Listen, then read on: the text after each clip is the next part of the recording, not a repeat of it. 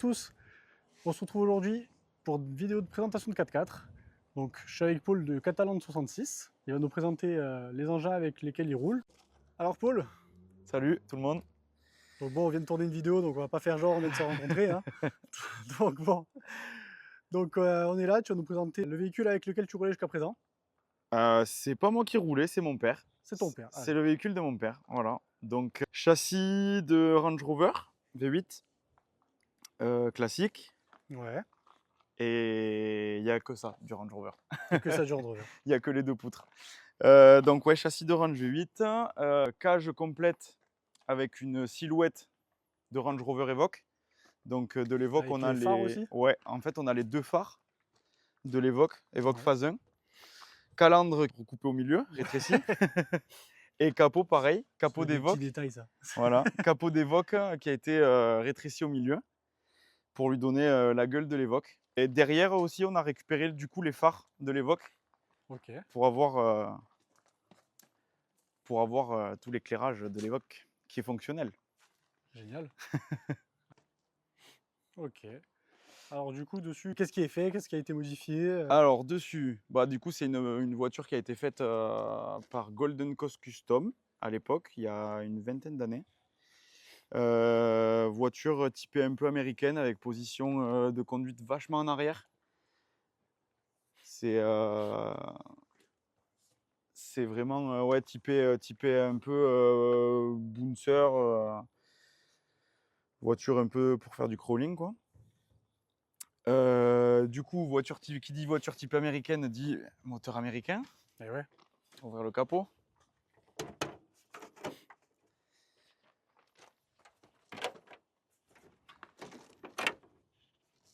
Hop.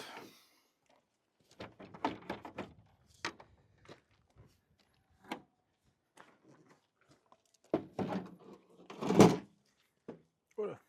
Donc du coup, 4,8 litres Vortec, donc moteur de Chevrolet. C'est comme un moteur LS, mais avec le bloc en fonte au lieu d'un bloc alu. Tout d'origine, il n'y a pas de reprog dessus, il n'y a rien du tout. Juste un faisceau simplifié pour le monter dans le véhicule. Qu'est-ce qu'on a fait nous dessus de modif en plus? On a mis un gros alternateur. C'est un alternateur qui sort 350 ampères, je crois, de mémoire, pour avoir assez de patates pour recharger les deux batteries et faire marcher les deux gros treuils. En extrême, on est obligé. Et après, comme modif, c'est à peu près tout. Et une grosse boîte à air, obligatoire. Ah oui, purée, je l'ai là, oui. Effectivement, Grosse boîte à air avec une grosse admission. C'est du 102 de mémoire, je crois. d'accord. Donc on a récupéré, ça n'a pas été facile, mais on a récupéré la sortie d'origine du papillon là. Chut. Grosse durite et grosse boîte à air qui arrive là, à Et l'intérieur. le passager, il doit être content là. Le passager, voilà, il est un peu au pied, mais en vrai, on a gardé un peu de place quand même. Voilà. Donc Donc filtre là, il y de, a ma main, hein, quand même, pour comparer. Sacrée boîte à air. c'est filtre de moissonneuse-batteuse dedans. Ok, Donc d'accord. un truc agricole quoi. Au moins c'est gros, y a de quoi respirer. Donc après qu'est-ce qu'on a Treuil. dessus? Gros treuil. C'est un Jiggle Pin GP100 Hop, on voit par là. avec des moteurs Beau 2+. C'est le plus gros qui existe. Donc il est branché en 12 volts avec du gros câble en grosse section. Dessus après il a un ratio en plus 40% par rapport au poids de la voiture. De plus, direction full hydraulique. Donc ça c'est des kits qu'on se fait nous, qu'on est arrivé à se faire à force de faire des tests de vérins, d'orbitrol, de pompes, de trucs de machin. On est arrivé à trouver un bon compromis. Donc c'est nos directions à nous qui sont montées sur nos 3 véhicules qu'on a, qui marchent avec les pompes d'origine des moteurs, juste un peu modifiées, avec les pressions un peu modifiées. Et voilà. Donc Des pompes patrol. pompe patrol. Ça, Renforcées, bien comme il celui-là, faut. c'est ouais. Ceux-là, ils ont été Normalement. renforcés par Golden Coast quand ils ont fait la cage. Donc gros renfort. Si tu reconnais pas le diff, presque tu reconnais pas le pont. Donc 3 lignes à l'avant, tout sur rotule.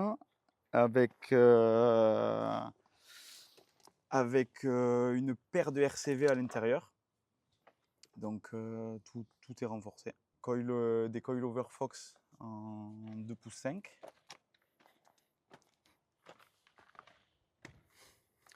Au niveau des pneus, des jantes, vous avez quoi là? Là, les pneus, c'est des Maxxis Trepador, des Mud Trepador en 38,5 par 16, avec des jantes Raptor Bedlock, avec pas énorme de déport parce que c'est déjà bien large. Donc, faut pas non plus que ça dépasse de trop. On essaye d'avoir des voitures assez fines pour passer entre les arbres. Oui. Après, au niveau de l'intérieur, bon, mano d'huile, pression d'huile, contour, température d'eau. On a gardé le volant réglable Oh, waouh, en hauteur. c'est pas mal ça. Ouais, pour selon qui le prend, on a gardé ça. Après, bah, dedans, tu as tout le panneau de commande qui gère compresseur ARB. Ça, c'est les ventilateurs de direction et ventilateurs du radiateur moteur. Pompe à essence auxiliaire, parce que pour faire démarrer le V8, tu es obligé d'avoir une pompe à essence dans le réservoir.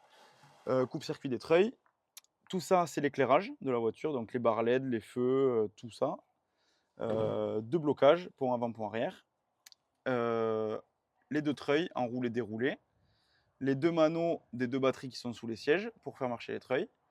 Et les petits boutons d'avion de siège éjectable, c'est les free spool des treuils. En fait, c'est pour déverrouiller le tambour et permettre au copilote de tirer hyper facilement la corde et pas être obligé de laisser Attendre qu'il se déroule. voilà, qui se déroule. Ça marche avec en pneumatique.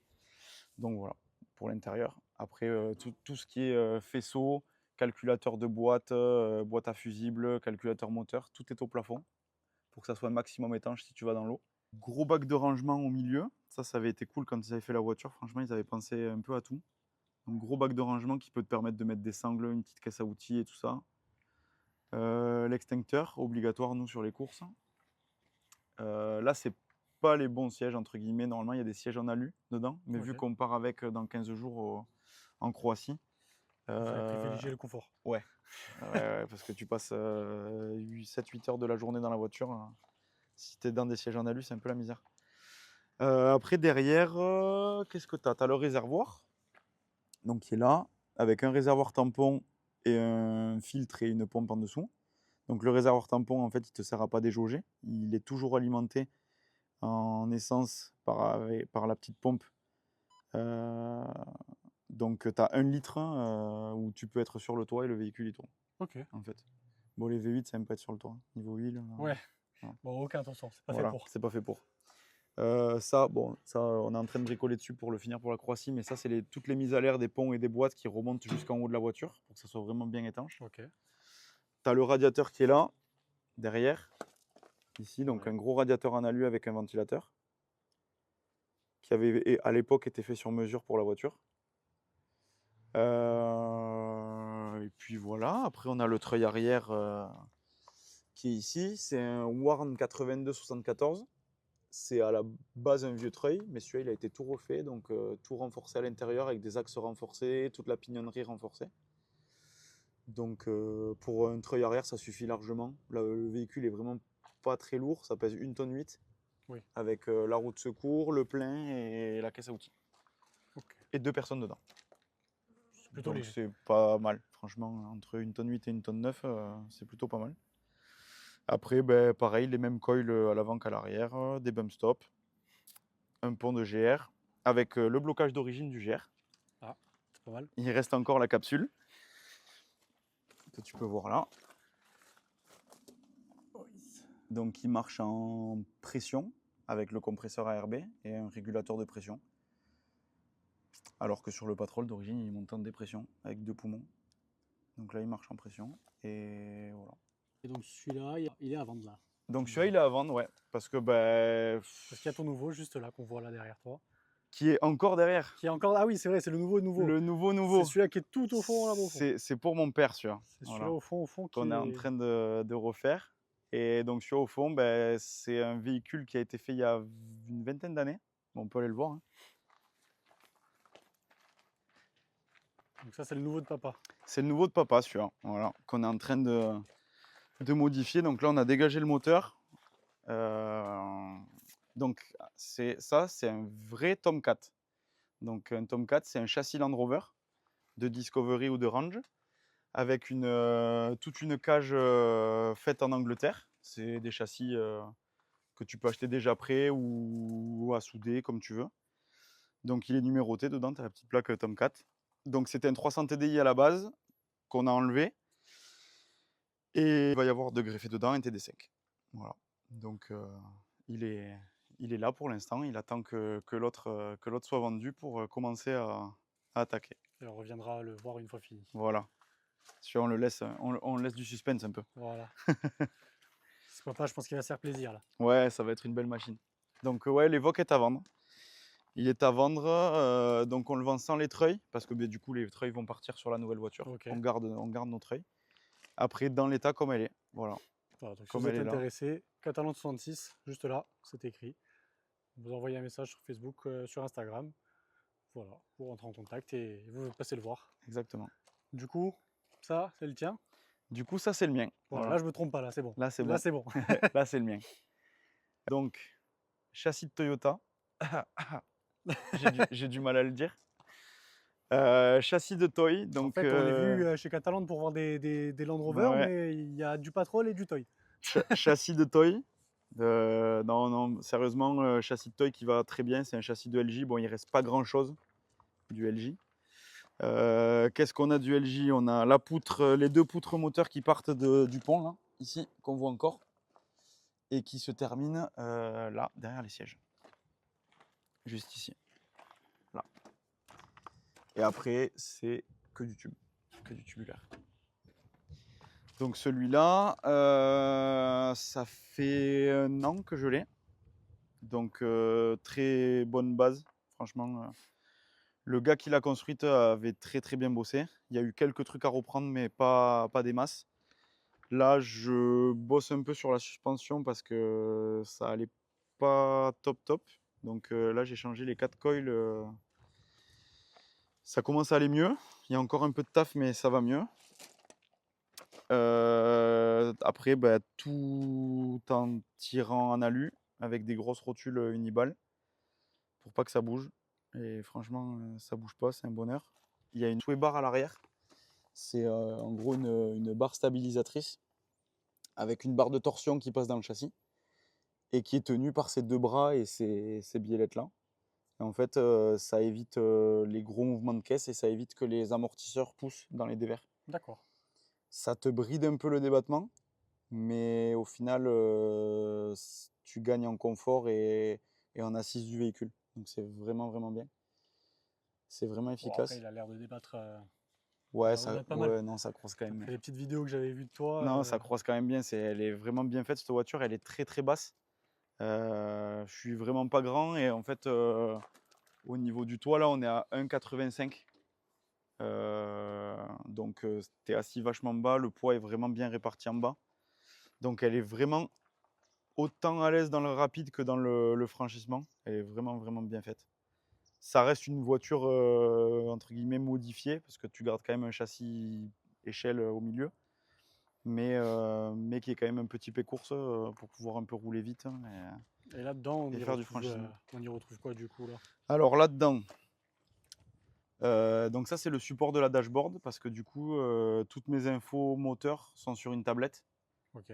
branchée ici avec la prise OBD. Donc après, tu retrouves une prise USB pour pouvoir brancher la tablette et le téléphone quand tu as besoin. Bouton de préchauffage, bouton de start, voyant de pression d'huile. Donc ça, quand ça s'allume, On s'arrête. voilà, c'est pas bon. C'est comme la voiture, quand c'est rouge, on s'arrête. Voltage, ça c'est le voltage des treuils, parce qu'il y a 3 batteries sur celui-là. Il y a 2 D'accord. batteries qui font marcher les treuils et une batterie qui fait marcher le moteur. Pourquoi il y a marqué 24.7? C'est 2 batteries montées en 24 volts, donc les treuils en fait sur celui-là ils sont branchés en 24 volts. D'accord, ok. Ça permet d'avoir grosse vitesse en fait au niveau de l'enroulement des treuils. Et en modifiant un peu les ratios du treuil avant et tout ça, on est arrivé à avoir une vitesse d'enroulement qui est proche de la première courte. Donc c'est comme si tu roules C'est quasiment comme si tu roules en première course, ça enroule aussi vite, quoi. D'accord. Après, bon, tout ce qui est là, c'est bouton de contact et les phares, les ventilateurs de l'arrière. Au milieu, on a le déverrouillage du treuil avant pour pouvoir dérouler la corde, les 2 boutons du treuil avant et du treuil arrière, le déverrouillage du treuil arrière et en dessous les trois boutons déblocage, compresseur et pont avant, pont arrière. Frein à main séparé À l'avant ou à l'arrière? à l'arrière, Ok. gauche et droite, qui avaient été intégrés dans le châssis, donc tu les vois même pas en fait. Ils sont, Ouais, ils sont. ils, J'arrive pas à zoomer. ils sont dessous J'arrive à là, passer- ils voilà, sont pas là. dessous là bien cachés, donc tu vois quasiment que les manettes, il n'y a pas les métiennes. Après, qu'est-ce qu'on a donc? Boîte courte, boîte longue, avec le blocage central. Donc ça, c'est d'un Land. Pareil, bah, de vitesse manuelle, 5 vitesses de Discovery. Donc les vannes, frein à main. Voilà, j'ai pété le support et bon, je suis en train de tout préparer pour la semaine prochaine. Donc frein à main. Et là, 3e manette, c'est le frein du treuil arrière. Donc en fait, celui-là, tu peux déverrouiller le treuil arrière. Ok. Et il y a un frein à disque sur le treuil. Donc ça, c'est un montage maison. Il y a un frein à disque de moto sur le treuil. Donc en fait, tu déverrouilles ton treuil, tu déverrouilles le tambour. Et dans les grandes descentes, au lieu de descendre avec le déroulage, ben, tu Tu le descends avec le freines. treuil, avec le frein, pardon. Ouais, Donc tu donnes exactement. du mou et tu freines petit à petit, c'est Exactement. ça? Tu Ok. gères que tu descends comme avec un frein de voiture. Ben, tu l'as à la poignée et tu descends avec ça. Ok. Donc ça te fait gagner énormément de temps. Donc sur les courses, bah, C'est du plus. ouais, c'est du plus. C'est un petit plus qui te fait gagner quelques secondes à des moments. Après, bon, derrière, un gros radiateur de Patrol en alu de 4 litres 2. D'accord. Ouais. Avec 2 gros ventilateurs. Réservoir, pas énorme, 40 litres, avec la pompe immergée du TD5 dedans. Pareil, ça c'est un montage maison qu'on a fait nous, parce qu'il n'était pas prévu pour prendre une pompe de TD5 à la base, donc on a refabriqué tout l'interne d'une pompe pour arriver à l'adapter. Le circuit de gasoil, pareil, on a tout refabriqué du TD5 en reprenant tout du disco avec le porte-filtre, le filtre et tout ça, et en essayant de garder tout au maximum d'origine. Parce que vu que ça marche sur la voiture d'origine, il fallait que ça marche aussi sur celui-là, donc Effectivement. on l'a gardé comme c'était. Après, derrière, les flashs en haut, ça c'est obligatoire en Ultra 4. Donc quand on avait fait le King of France avec la voiture, il avait fallu les mettre. Là, pour la Croatie, on a fait une grosse écope d'air. Donc qui vient reprendre, qui prend l'air là-haut, sur le toit, avec une grosse prise. Et l'air, tout le toit derrière est découpé et l'air s'engouffre là et arrive directement sur le radiateur. Ça fait un peu une conduite forcée. Ça fait une bonne conduite forcée pour quand on roule un peu vite sur les pistes pour qu'ils prennent un max d'air. Ouais, le maximum. exactement. Du coup là, tu as la batterie du démarrage moteur. C'est une petite batterie de chez Odyssey. C'est une batterie qui est vachement utilisée sur les voitures de rallye. C'est une batterie au gel. Et en fait, elle suffit juste pour faire démarrer le moteur et faire marcher les 3 accessoires, phare, tout ce qui marche à l'électronique un peu dedans, comme il n'y en a pas beaucoup. Il y a juste le calculateur moteur qui est ici, là, dessous. Tu as la boîte à air qui est là, et tu as le calculateur moteur qui est juste au-dessus. Voilà. Après, TerraTrip, ça, on l'a mis pour la Croatie là, quand on part dans 15 jours, parce que c'est ce qui va nous permettre pour le roadbook de compter les kilomètres et d'avoir notre vitesse. C'est obligatoire, ça marche par GPS avec une sonde. Il y en a beaucoup qui marchent sur sonde mécanique, qui sont pris sur l'arbre de transmission ou quoi. Nous, on est parti sur un truc GPS. J'avais déjà testé, c'était vraiment pas mal, on n'avait pas eu de soucis, donc je suis parti sur le même. Après, sur celui-là, Pond Y61, Ouais. un peu plus costaud. Meilleur freinage. Meilleur freinage à l'avant, avec des étriers en double piston. Ouais. Pareil, la direction hydraulique la même que sur l'autre, exactement la même. Montage maison. Même vérin, montage maison, avec des orbitrolles qui vont bien. Celui-là, on le ressent un peu plus que l'autre, mais je vais te montrer. Le volant, c'est en fait quand tu tournes, c'est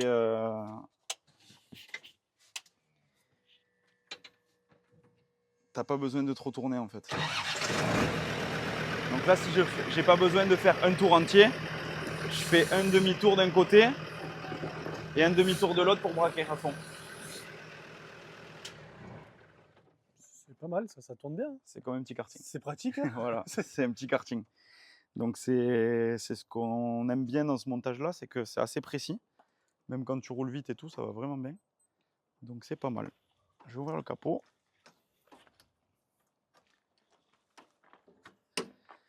Voir la bête. Donc capot fibre de Defender TD4. On a été obligé de mettre ça parce que en fait l'échangeur était trop gros. Effectivement, c'est.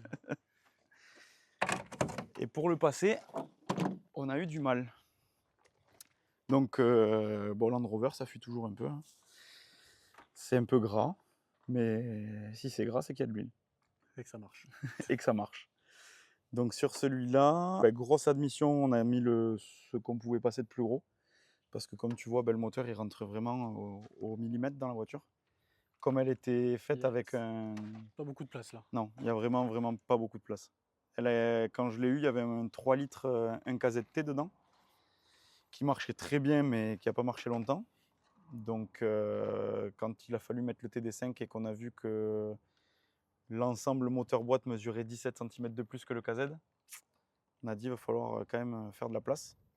Donc on a fabriqué une cloche de boîte pour adapter une boîte de vitesse de Discovery 300 TDI sur le moteur TD5. Donc on a coupé 2 cloches de boîte qu'on a ressoudées au milieu, qu'on a raccourci parce que la cloche de boîte du 300 TDI, elle a une queue de boîte qui est courte, celle du TD5 a une queue de boîte qui est longue. Donc pour gagner cette taille-là, déjà, on a rétréci la cloche de boîte et gardé l'autre boîte. Donc déjà, ça a été du boulot. Et chez après, vous aimez bien couper les trucs en deux et ressouder. Voilà, exactement. Après, tout ce qui est soudure alu, c'est un copain qui vient d'ouvrir sa boîte, là, Seb Sud Soud Service, qui va très bien et qui est partant pour faire que des trucs comme ça, qui nous suit un peu dans les idées folles, qui n'était pas rassuré au début, qui a toujours peur qu'elle s'ouvre, la cloche de boîte, mais Ça tient la route. ça tient la route, ça va très bien. Donc, gros échangeur, le max qu'on a pu mettre en taille, parce que malheureusement, la voiture ne permet pas de mettre plus gros. Et après, il y a un gros turbo qui vient de chez, qu'on peut voir, qui est là, qui vient de chez CR Turbo au Portugal, et c'est avec TD5 Inside, avec qui on travaille, qui nous a fait les turbos. Donc là, alternateur pour les treuils, celui-là, c'est l'alternateur qui a été rajouté. Alternateur de camion Scania en 24 volts. Donc c'est pour ça qu'il y a du 24 sur les batteries. Et après, tu as l'alternateur d'origine qui est en bas, là, qui sert, lui, à faire juste marcher les accessoires de la voiture. Donc il y a vraiment 2 circuits électriques séparés qui font marcher et les treuils et la voiture. C'est sympa. Et là, je sais pas si on l'a dit, mais du coup, c'est aussi du 38 et demi. C'est aussi du 38,5 avec des jantes Raptor aussi. C'est pas Les mêmes jantes, non? C'est pas tout à fait les mêmes. Le bedlock est pas le même sur celle-là. Mais ça s'en rapproche, mais c'est le même style de jante, ouais. Alors s'il y a des gens qui arrivent à le voir sur la vidéo, il y a 2 valves dans les roues. Effectivement, regardez. Alors pourquoi 2 valves? Il y en a une, celle-là, c'est la valve d'origine de la jante. Donc celle-là, à la base, le pneu était monté en tubeless comme sur la majorité des jantes. Et en fait, on reperce la jante pour mettre une chambre dedans. Et on met une valve vissée pour arriver à garder l'étanchéité, pour le garder quand même en tubeless. Parce qu'en fait, ces pneus ont vachement tendance à déjanter de l'intérieur. De l'extérieur, ils déjanteront jamais. Mais la carcasse fait qu'à l'intérieur, quand tu roules vraiment bas en pression, ils ont tendance à se plier et à déjanter. Et en fait, on a trouvé, on a fait ce système avec les chambres air pour arriver à coller les talons. Et que si malheureusement un jour la chambre venait à percer, tu peux quand même gonfler ton pneu et le faire rouler en tubeless. Histoire de finir, si tu es sur une course, histoire de finir la course la journée, ou si tu n'as pas de la roue de secours, ou si tu as déjà pété la roue de secours, ça peut arriver. On a trouvé un système qui fonctionne. Voilà. On l'avait déjà testé? On l'a déjà testé, ouais, on l'a déjà testé. Moi j'ai roulé 3-4 fois, je pense, comme ça, là. Et super efficace. Le pneu, on arrive à bien dégonfler. Après, on a tendance à plus dégonfler quand on va faire les cons avec les copains, comme ça, pour s'amuser, qu'en course. En course, tu essayes d'assurer de ne pas déjanter, de ne pas avoir un souci mécanique. Ouais. Je préfère rouler un peu plus gonflé et mettre plus le treuil que quand je vais faire le con avec les copains, quoi. Normal. C'est normal. Mais ouais, technique qui marche. À l'arrière, pas besoin, la voiture elle est tellement légère qu'à l'arrière, ça déjante pas. Mais à l'avant, avec le poids du moteur, c'est vrai qu'on a tendance à déjanter. Après, petite amélioration du véhicule, qu'est-ce qu'on a fait? On a mis un compresseur là, sous le siège. C'est pas fini d'installer, il y a encore les fils qui pendent, mais il y a un compresseur T-Max là qui a été mis sous le siège. Avec là le raccord push-pull, qui avec le tuyau nous permet d'aller gonfler les 4 roues du véhicule. Si on a un souci, qu'on déjante ou on est vraiment embêté, qu'on doit vraiment regonfler sur une course ou quoi, on a tout vraiment dans la voiture. La caisse à outils sous le siège passager et C'est parti. Hein. c'est parti. Elle est assez compacte la voiture, c'est difficile de trouver de la place dessus, mais on essaye d'optimiser tous les petits recoins qu'il y a pour mettre des outils, des pièces de rechange et tout ça. Donc voilà. Parfait.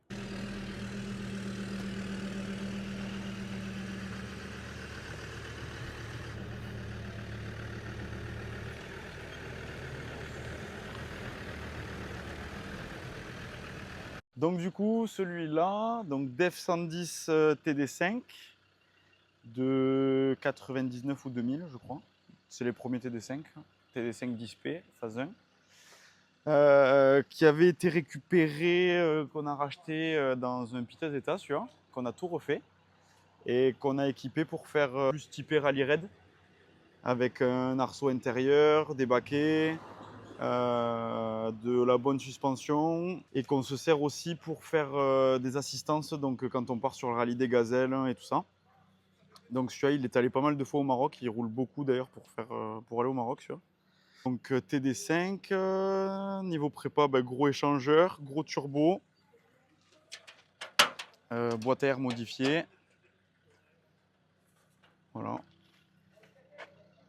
Donc gros turbo de chez TD5 Inside, boîte à air de 300 TDI avec un schnorkel avec l'admission gros volume. Voilà, après c'est un TD5 classique. Hein. Il vient d'un disco celui-là parce que celui de la voiture était mort. Donc on l'a récupéré d'un disco TD5. Et on l'a mis dedans avec la boîte du DEF et tout ça. Donc là, il doit avoisiner les 220-230 chevaux. Ça suffit. Les roues sont un petit peu grosses, c'est du 35.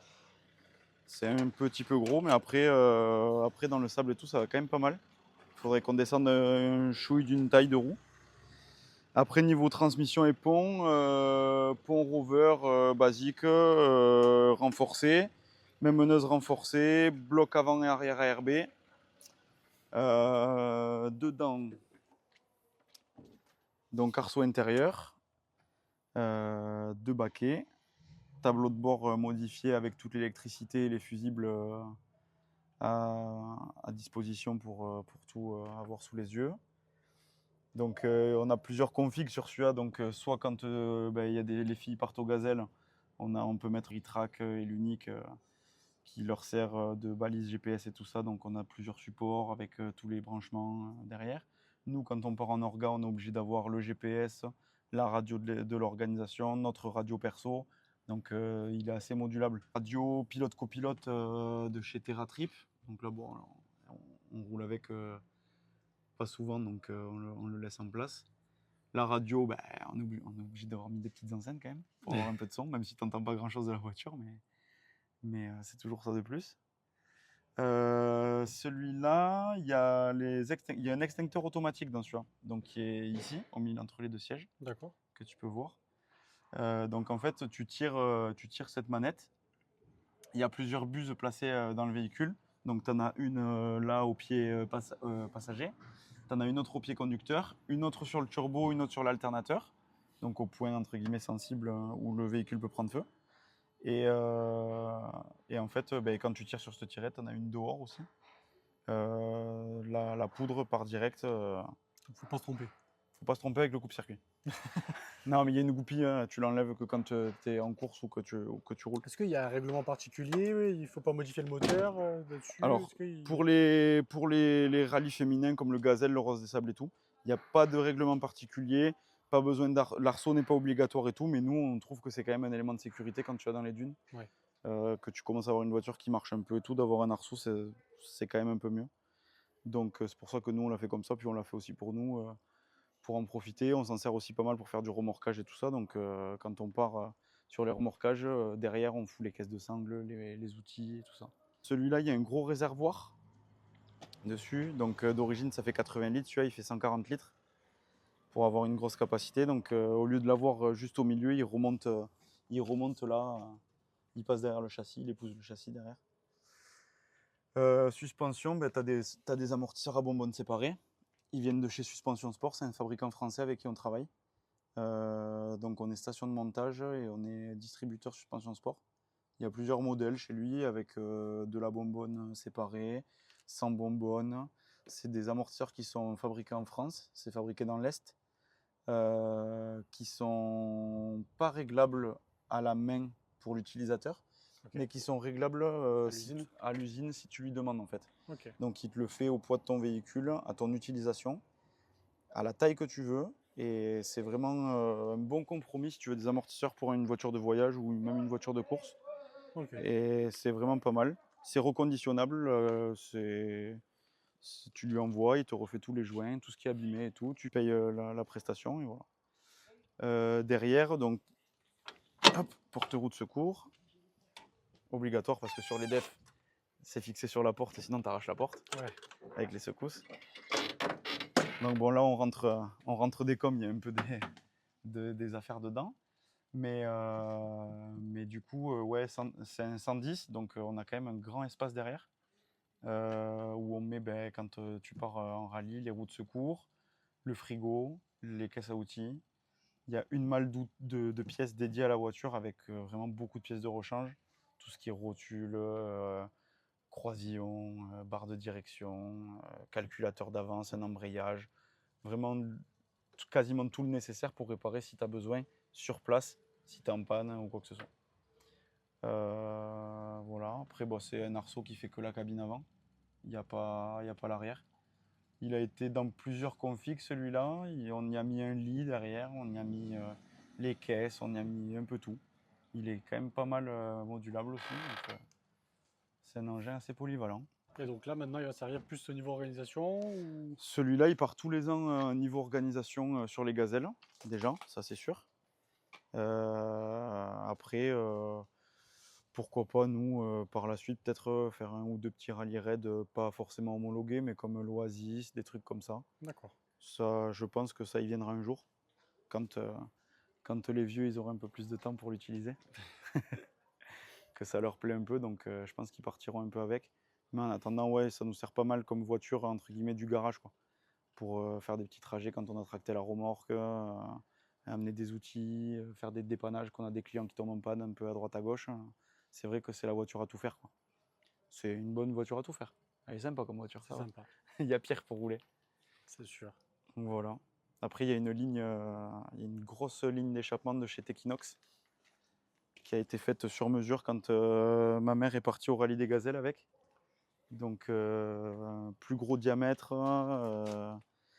Qu'est-ce qu'ils nous ont fait dessus? Plus gros diamètre, des silencieux placés à des endroits, c'est leur métier, hein, mais des endroits un peu stratégiques pour compenser la contre-pression du turbo et tout ça. Bon, franchement, c'est magnifique comme ligne. Quand tu le mets sur le pont, que tu regardes dessous, il n'y a rien à dire. Et du coup, petite question, on n'a pas parlé des prix de tous les véhicules. Ça sort à peu près à combien une prépa un peu Bon, alors c'est difficile à jauger parce que bah, c'est vous qui la faites, donc la main-d'œuvre, c'est vrai que c'est toujours un peu compliqué. Ouais. Mais ça sortirait aux alentours de combien un peu tous les véhicules qu'on a pu voir là? Bon, les deux protos, si demain, bah, tu vois, l'Evoque est en vente, c'est un véhicule qui va se vendre 20 000. Moi, le mien, le TD5, c'est un véhicule qui finit, abouti, avec les deux treuils complets dans l'état où il est. Tu peux l'annoncer à 30 000 à débattre, dans les 28 000, tu arrives à le vendre, quoi, je pense. Entre 30 et 25, c'est pas dégueulasse. Après, un def, ben, ça cote encore. Comme on le disait, il y a encore de la cote sur les defs. C'est plus compliqué à vendre qu'un dev d'origine parce qu'il faut rechercher vraiment la personne qui veut faire un peu de rallye raid ou avoir un engin un peu équipé avec des blocages, un moteur qui marche. Enfin voilà, c'est une clientèle, je pense, un peu particulière. Mais un engin comme ça, autour des 25 000 aussi, je pense, c'est honnête, quoi. Ok. Voilà. Après, faut avoir envie de rouler dans un dev, quoi. Oui. Parce que bah, tu as le bras dans la porte, le volant est un peu décalé. Bon, c'est ce qui fait son Bah, charme. c'est ce qu'on disait tout à l'heure, quoi. C'est ce Chacun qu'on a disait tout à l'heure, son, chacun a son ressenti. voilà, chacun a Après, son voilà, défaut, chacun a sa c'est qualité. c'est c'est ce qui fait son charme aussi, qu'il y ait des défauts comme ça, d'avoir un peu les pédales décalées, le volant décalé. Les gens, quand ils connaissent pas, que tu leur parles d'un Land, ils te disent: «Ah oui, c'est celui que tu conduis, le bras dans la porte». Ouais, voilà, Ouais. c'est ça. Bah, c'est pour ça qu'on s'apprécie tous aussi et que le milieu du 4x4 c'est Exactement, aussi bon enfant parce qu'on se taquine tous et que voilà, et au exactement, final, ce qu'on cherche, c'est tous la même passion, quoi. c'est ce que j'essaye de dire Donc voilà. à beaucoup de monde avec qui on roule, qui ont des Patrol et qui, eux, nous taquinent et qu'on taquine sur les marques. C'est que c'est bon enfant, au final, on Voilà. est tous là parce qu'on aime la même chose. On a la même passion et on Exactement, vit on tous aime la même ensemble passion et voilà, et j'ai envie de te dire, si tout le monde avait la même voiture, en fait, ça serait vraiment pas marrant. bien sûr. Parce que, bah, on peut pas tous aimer les mêmes choses, on n'a pas tous les mêmes goûts et c'est bien qu'il y ait des choses différentes, moi, je trouve. Donc non, après voilà, la guéguerre des marques, C'est drôle. c'est Il faut le drôle. prendre au Voilà, second degré et voilà, c'est voilà, tout. on le prend Ça comme ça. s'arrête là. Nous, quand on nous dit: «Oui, ah, vous devez avoir du travail, chez vous, vous faites que des Landes». Bah, comme un gars qui fait que des toys, quoi. Oui, voilà. Il a que des toys et les Bon, gens vont chez lui c'est parce vrai qu'il qu'il y a sait faire des beaucoup toys. il y a beaucoup de Land ici, hein, quand même. Exactement. Bon, ben, je te remercie en tout cas Voilà, pour la présentation des véhicules. avec grand plaisir. Voilà, si ça vous a plu, un petit commentaire, un petit like et abonnez-vous pour la prochaine. Voilà. Merci.